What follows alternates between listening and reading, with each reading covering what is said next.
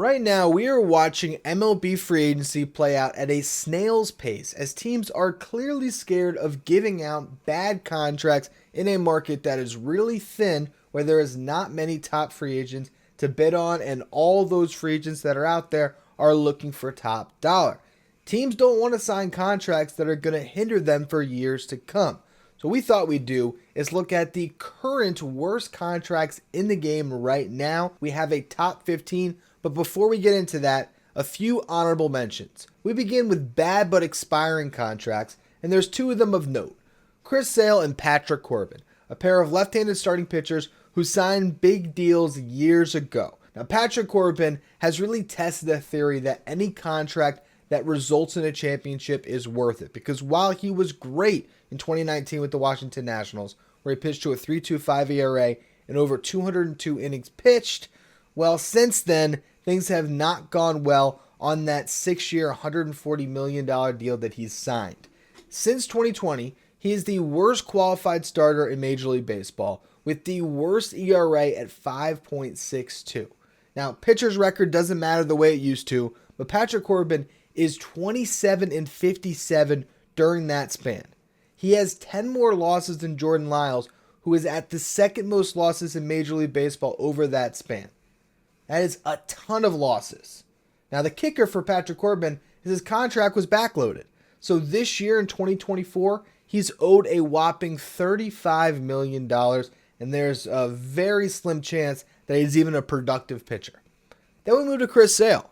Now, Chris Sale just got traded, so there was some value in that contract, but only after the Boston Red Sox ate $17 million of the $27.5 million he was owed this season. Now, there's also a $20 million club option that the Braves could choose to exercise. But if you look at the entire deal, he signed a 5-year, $145 million deal with the Red Sox. And across the first 4 years of that deal, he made just 31 starts. 20 of them came this past season, where he did pitch to a 4.30 ERA, but showed enough to entice a team like the Braves. He struck out nearly 30% of the batters he faced. His expected fielding independent pitching was at 3.72. His expected ERA was at 3.71. So Sale might still have something left in the tank. He might be a good pitcher on this current deal with the Braves, but that contract for the Red Sox was not good. Now, our next set of honorable mentions is some high-priced San Diego Padres, Manny Machado and Xander Bogaerts. Now, last offseason, A.J. Preller signed Bogaerts to an 11-year, $280 million deal. That's going to pay him $25 million a season through his age 40 campaign. He followed up that contract by giving Manny Machado an extension that was also 11 years long, but worth $350 million. Now, both of these guys had down years last season, but were above average players. They both graded out positively in both offense and in defense. Machado is worth 3.5 wins, according to Fangraphs. He hit 30 home runs. He drove in 91. Bogaerts was worth 4.4 wins, according to F4, and he was a stolen base and a home run away from the 2020 club. Over the next 5 years, these guys could be great players still. But at some point at the back end of that contract, there's a really good chance that these become some of the worst contracts in the game. All right, now we're into our top 15. Number 15, Taijuan Walker and Jameson Taillon. We're combining some players at certain items because it's guys that signed similar deals. For Taillon and Walker, it was last offseason. They both signed 4-year deals in free agency, which look like overpays now. Taijuan Walker made 31 starts in 2023 and pitched to a 4.38 ERA over 172 and 2/3 innings pitched. Now, just on the surface, based on the market this year, could Taijuan Walker get $18 million a season? Possibly. But to have that over 4 years is a little bit alarming, particularly because the Phillies did not hit him the ball a single time in the playoffs last year. That's pretty telling. Now, Jameson Taillon had a worse season with the Cubs. He pitched to a 4.84 ERA in 154 and 1/3 innings pitched. As I said, starting pitchers who give you innings are going to get paid, but those contracts at $72 million for Walker and $68 million for Taillon seem like overpays at this juncture. Moving on to number 14, Lance McCullers. Now, McCullers signed a 5-year, $85 million deal that pays him $17 million this season, which over the next 3 years could actually be worth it. The problem and why he gets included on this list is McCullers has not pitched much in the first 2 years of that deal. He has made just 8 starts since signing that contract. He had a flexor tendon issue that really hampered him in 2022. He did not get a surgery to repair it, and that led into more problems in 2023, where eventually he went under the knife to get that flexor tendon repaired and to remove bone spurs in his pitching arm. That happened in June. We'll see if he can make a healthy return in 2024, and if he does, at again $17 million per season over the next 3 years, he could become a value contract. But currently, with again 8 starts in the first 2 years of an $85 million contract, that is definitely one of the worst deals in baseball. Number 13, Starling Marte. Now, Marte had a great first year with the New York Mets where he was an all-star.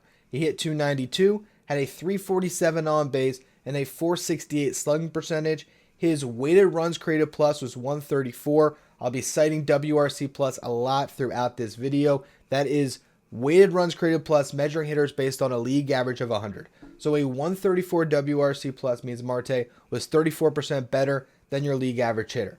He had 16 home runs, 18 stolen bases. It looked like a value add on his 4-year, $78 million deal with the Mets. Then 2023 happened.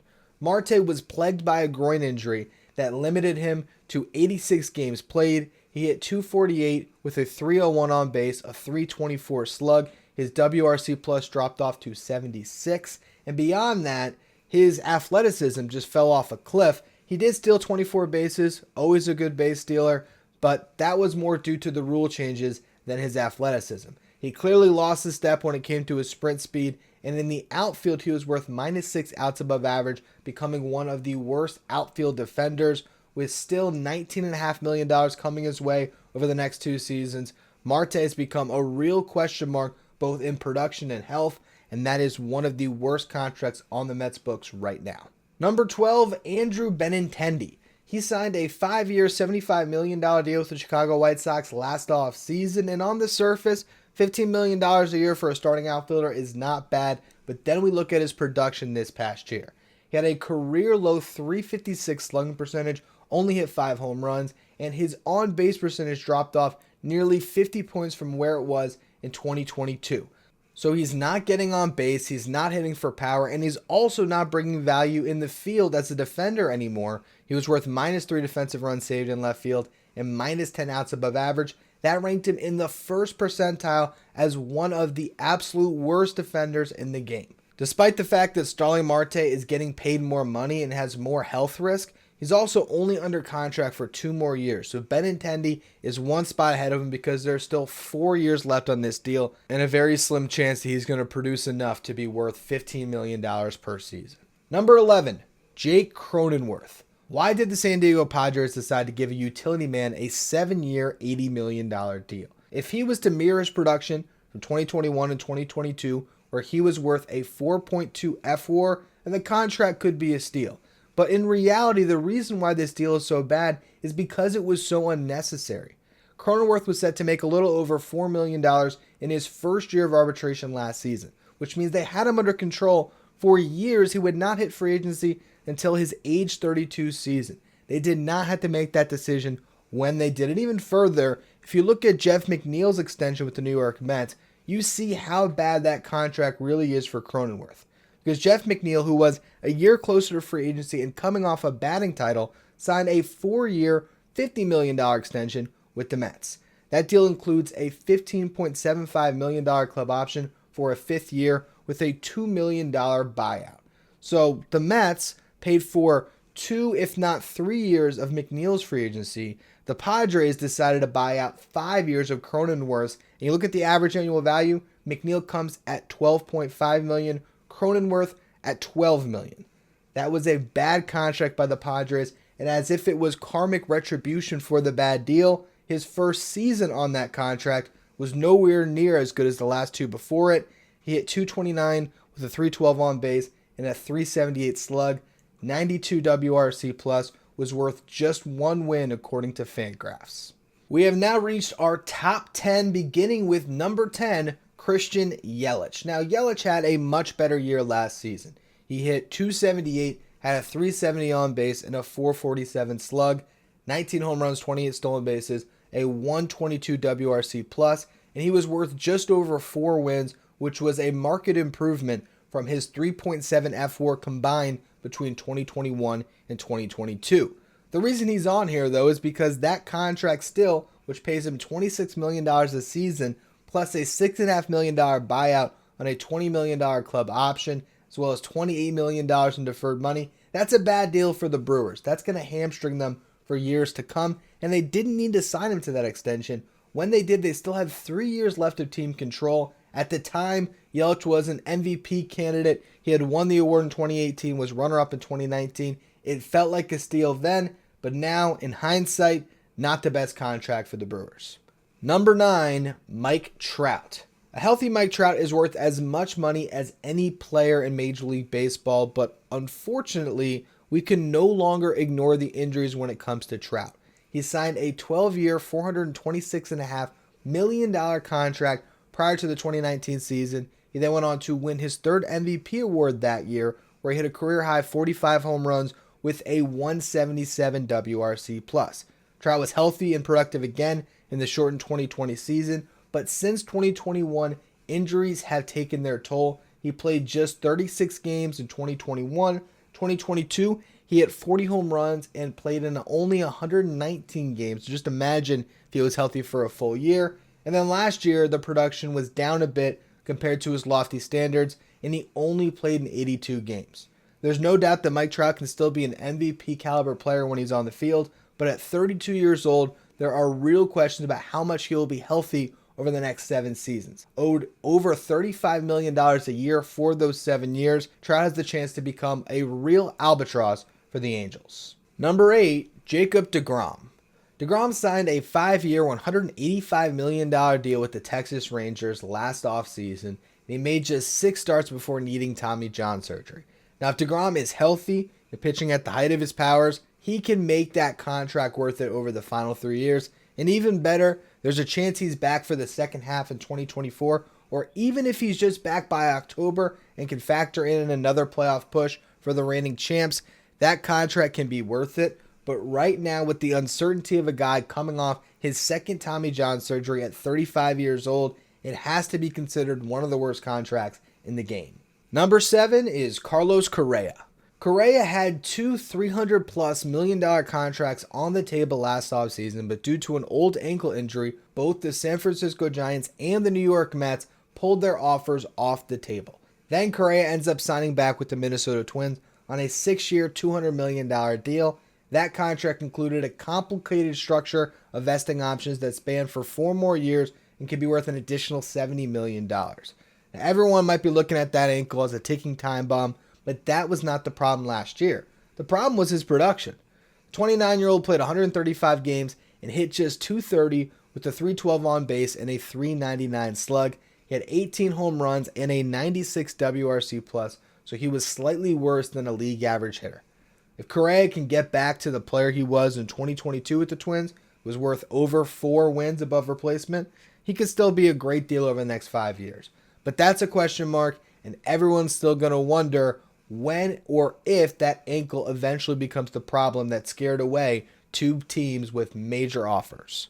Number 6, Javier Baez and Trevor Story. These guys share a spot on this list because they signed identical contracts prior to the 2022 season. Each of them got a 6-year deal worth $140 million. Across the first 2 years of those deals, these players have not lived up to their contracts.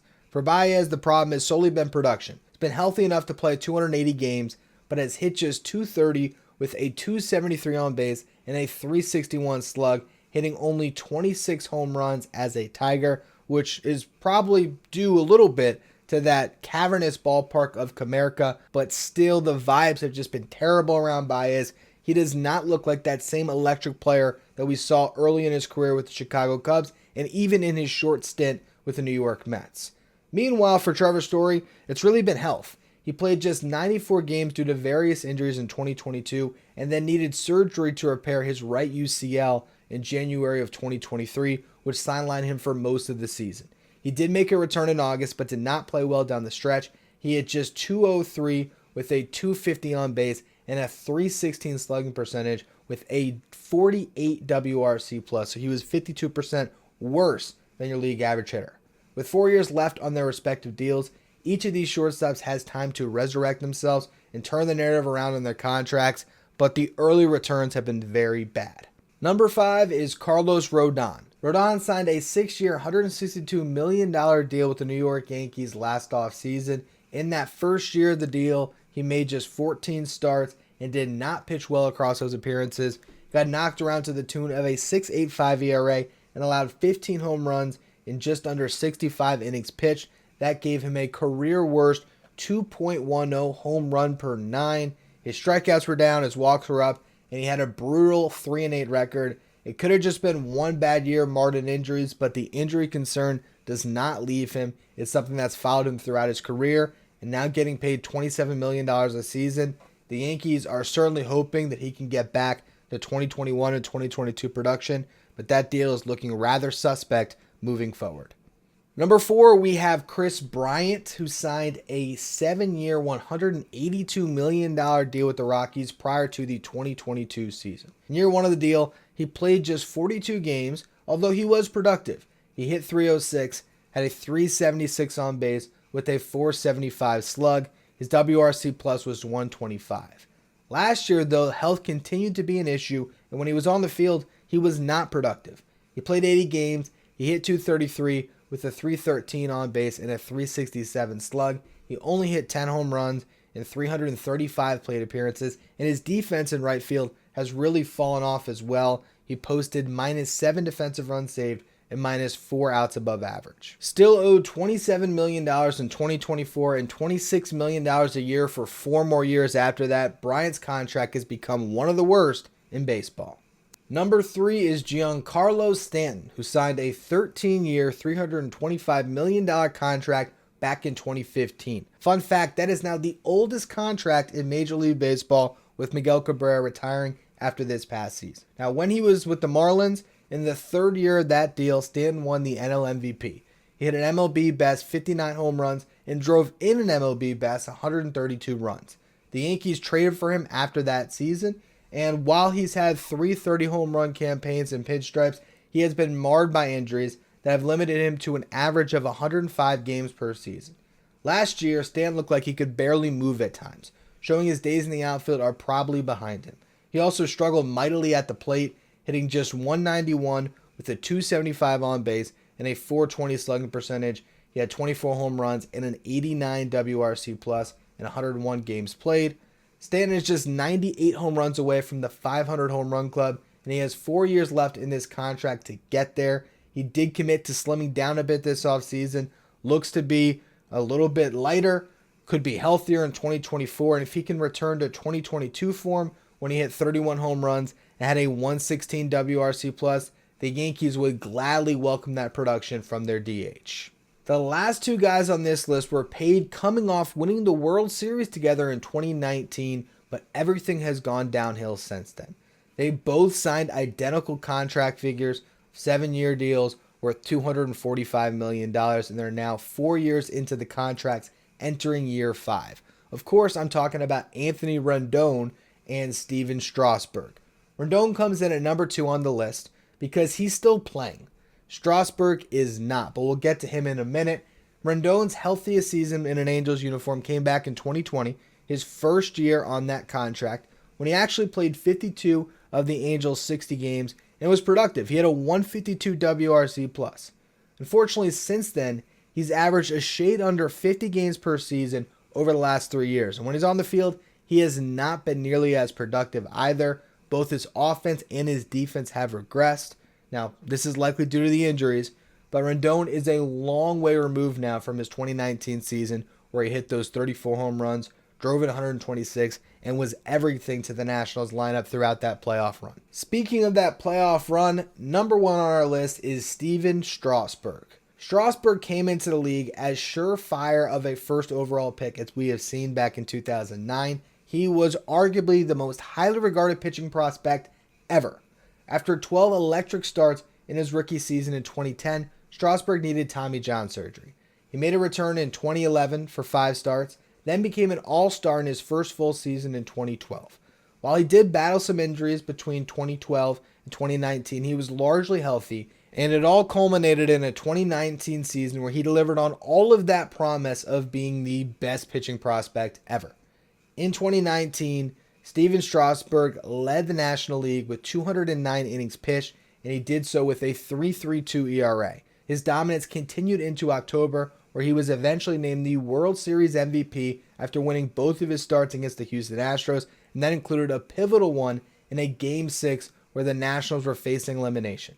At 30 years old, Strasburg was able to exercise an opt-out in his contract to become a free agent, and at peak value, he did so and signed a 7-year, $245 million contract with the Washington Nationals, which included $70 million in deferred money. Over the life of that deal, he has only made 8 starts and pitched just over 30 innings. Last August, it was announced that Strasburg planned to retire, although that never became official, as there was some dispute over the remainder of his contract, which will pay him $35 million a year over the next 3 years. That's $115 million of dead money on the Nationals' books. That's also why it is the worst contract in Major League Baseball today.